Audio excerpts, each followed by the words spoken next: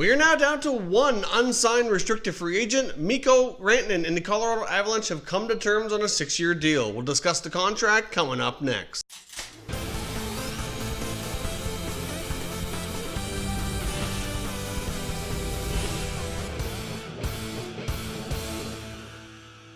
So welcome back to Top Shelf Hockey. We have some breaking news from the NHL. One of our other big-time RFAs, Mikko Rantanen of the Colorado Avalanche, has finally come to terms on a new contract. The terms are a 6-year deal at $9.25 million. This is a big-time contract for a player who has been extremely productive in his entry-level deal for the Avalanche. It's kind of hard to imagine he's going to be making about $3 million more than Nathan MacKinnon, but times have changed, and he certainly has outperformed MacKinnon when it comes to the entry-level deal. I mean, as of right now, I certainly view MacKinnon as being the better player.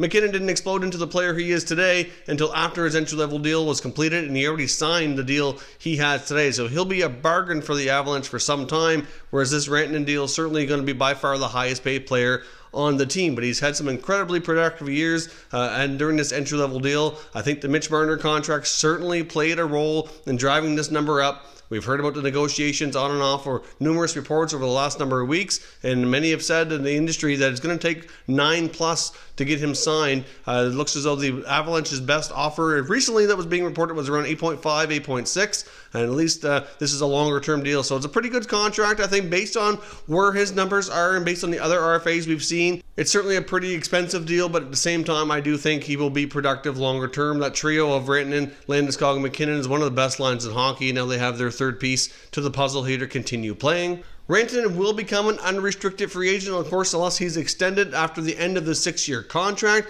He would have been eligible to become a UFA after 4 years, so they're buying up 2 years of UFA status. So 9.25 average annual value for Mikko Rantanen. So, of course, he's signed, sealed, and delivered. That only leaves Kyle Connor of the Winnipeg Jets. We saw Patrick Laine sign here very recently as well.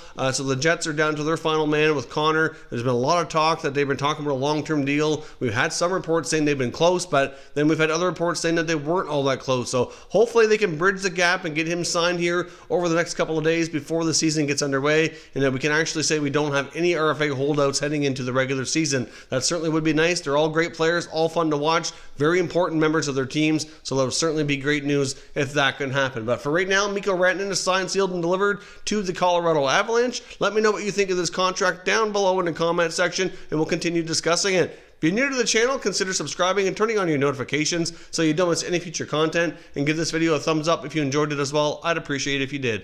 As always, thank you for watching, and I will catch you next time.